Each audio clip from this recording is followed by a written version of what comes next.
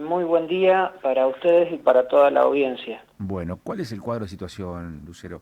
¿Cómo podría describir en principio esto que ha estado ocurriendo y lo que va a pasar de aquí en adelante con en principio, la detención preventiva de este docente y a partir de aquí la investigación judicial?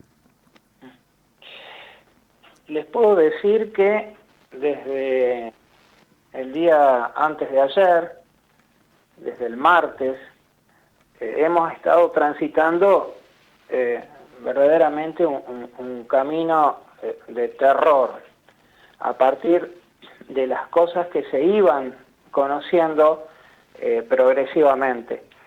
El martes me tocó estar junto con la copatrocinante, la doctora Manuela Castro, en el Jardín 31, en esos momentos tan difíciles en donde se entremezclaban los miedos, las angustias, las broncas, y tuvimos la posibilidad de hablar con toda la comunidad del Jardín 31. Realmente el nivel de indignación llegaba a niveles incontrolables. De hecho que hubieron situaciones que ya por todos conocidos de violencia, situaciones que ni siquiera el personal policial podía contener. El martes nuestro primer mensaje, nuestra primera sugerencia fue casualmente esta.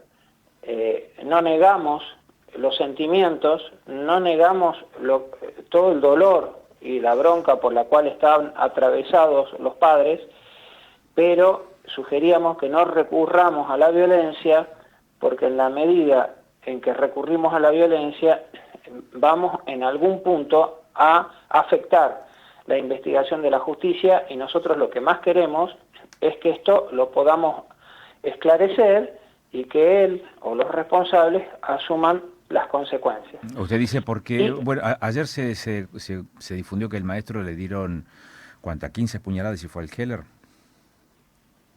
no No. tengo confirmada esa información. La he escuchado, pero no. Ni yo ni el fiscal la tiene confirmada. Ajá, Si hubiera sucedido, la policía inmediatamente le tendría que haberle informado al fiscal. está bien. O sea que esa información no la tiene, la descarta entonces. Ni la confirmo ni la descarto, porque a mí particularmente yo no la tengo confirmada. Para mí es un trascendido Ok, hasta ahora. ok. Y decía que lo segundo que se procuró hasta ahora y que se va a seguir procurando, y que también nosotros ponemos mucho énfasis, es en la contención de los menores y en esto de que los padres traten de no estar investigando, que no utilicen a los niños como objeto de investigación, porque corremos el riesgo que contaminen sus relatos. Tenemos ahora que cuidar a los niños, contener a los niños y respetar sus tiempos con la esperanza de que brinden un relato. Hasta ahora han hablado, no han hablado lo que uno desearía, pero lo poco que hasta ahora hablaron ya compromete a este hombre. Y De qué manera parece comprometido? ¿Cómo sería, digamos, ese compromiso y que además amerita y justifica y explica la prisión preventiva, el inicio de la investigación, la formulación de cargos?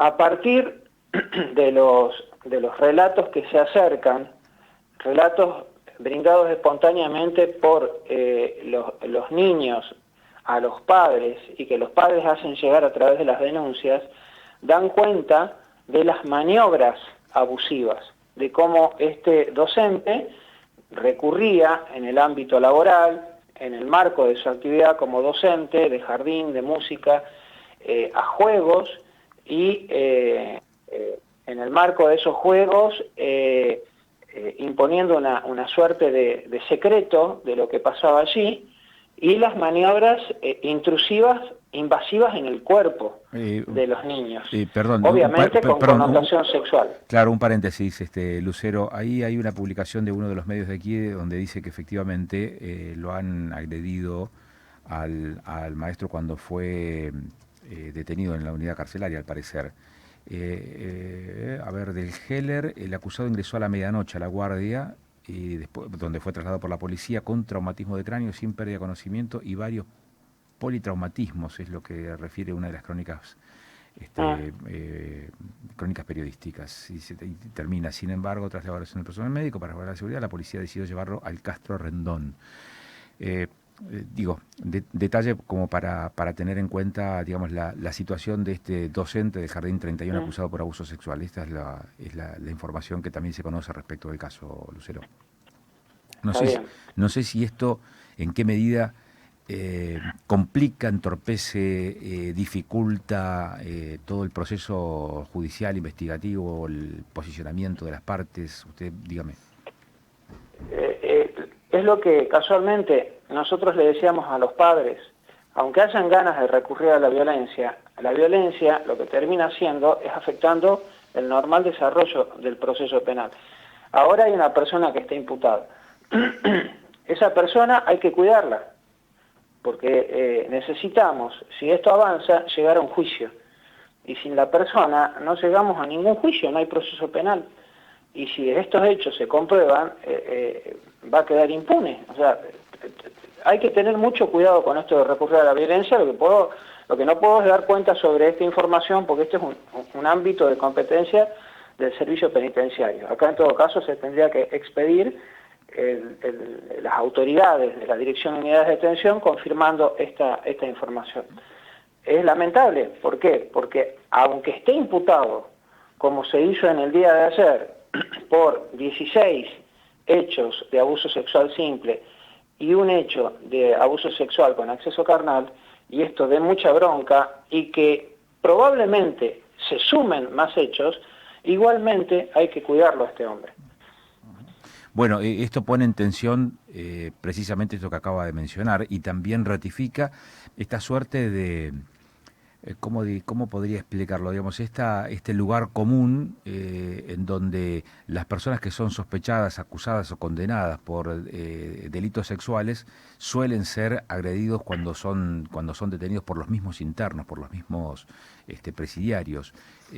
Por lo general esto también explica por qué hay lugares de detención específicamente para personas condenadas por este tipo de acciones, rayanas con la ley.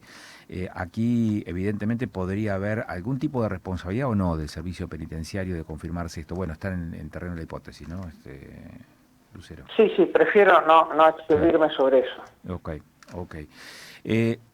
Hay alguna cosa que también quisiera consultarle, y es, la prisión preventiva es por 6 meses, pero el plazo para investigar que ha tomado la justicia ha sido de 1 año. Esto, a ver, ¿cómo se explica esa disparidad en los tiempos, esa inconcordancia en los tiempos? ¿Alcanzan los 6 meses de prisión preventiva para hacer la investigación? ¿Esto se resuelve rápidamente? Yo imagino que es un caso complejo habiendo tantas denuncias también. Claro, sí. Hasta el día de ayer eran aproximadamente 50 las denuncias. Estamos teniendo alrededor de, hasta el momento, 16 menores víctimas. ¿Qué es lo que prevé la ley? Esto es para aclararle a la audiencia. El Código Procesal Penal prevé que en ciertos casos en donde hayan muchos imputados, que no vendría a ser porque acá hay uno, o muchas víctimas, multiplicidad de víctimas, que sí vendría a ser este caso, y como ayer yo le hice el planteo a la jueza, tenga en cuenta no solo la cantidad de víctimas, sino las características de estas víctimas. Son víctimas particulares. ¿Por qué? Porque a los fines de poder avanzar en el proceso necesitamos producir información. Gran parte de esa información se origina en el relato de los menores. Los niños tienen sus tiempos. Estamos hablando de menores de entre 3 y 5 años. No podemos convocarlos y someterlos a un interrogatorio como se puede hacer con una persona adulta.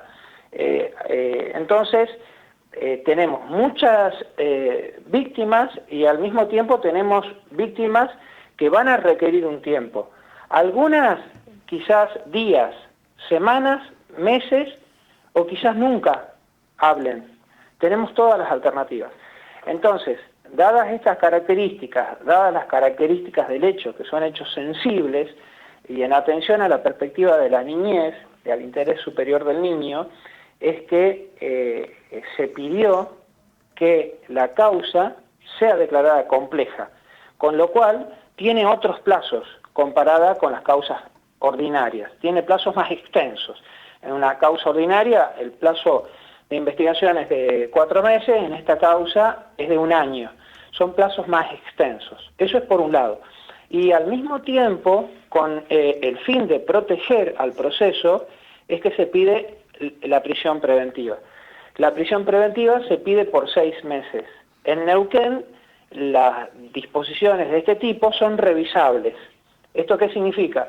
Que cuando estemos aproximando a los 6 meses y, por ejemplo, todavía no hayamos agotado la etapa de investigación y necesitemos que esta persona esté detenida 6 meses más, se pide una audiencia y se fundamenta por qué necesitamos la prórroga de esa prisión preventiva, y una posibilidad es que se extienda hasta el año de la investigación preparatoria. En este caso puntual, donde despierta rápidamente la reacción popular, de hecho, ayer hubo una manifestación por parte de los mismos integrantes de la comunidad educativa intentando lincharlo, digamos, al docente que está denunciado por estas situaciones.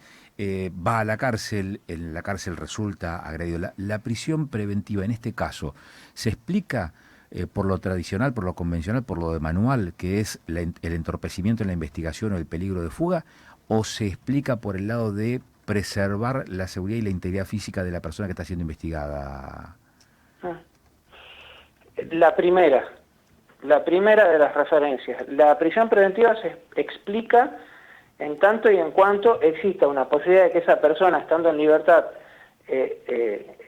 evada el proceso penal, por ejemplo, se fugue, o que estando en libertad pretende entorpecer, por ejemplo, amenazando a testigos, eliminando pruebas. Ahora bien, yo ayer lo que le dije a la jueza, que me parece que la jueza lo malinterpretó, es que si ante el eventual caso de que la defensa pida una domiciliaria, me parecería una medida que primero no satisface la protección del proceso y que en los hechos lo colocaría al imputado en una situación de extremo riesgo. Ya hemos tenido casos de situaciones gravísimas en donde los han querido colocar en una domiciliaria y ya sabemos lo que pasó cuando la gente se enteró dónde estaba esta persona. Pero la prisión preventiva no es para protección del imputado. Ok, me queda claro. Seguramente van a ocurrir van a suceder más novedades en los próximos días. Estaremos en contacto con usted. Le agradezco muchísimo, le agradecemos la gentileza que ha tenido de atendernos, Lucero, muy amable. Sí, muchas gracias a ustedes.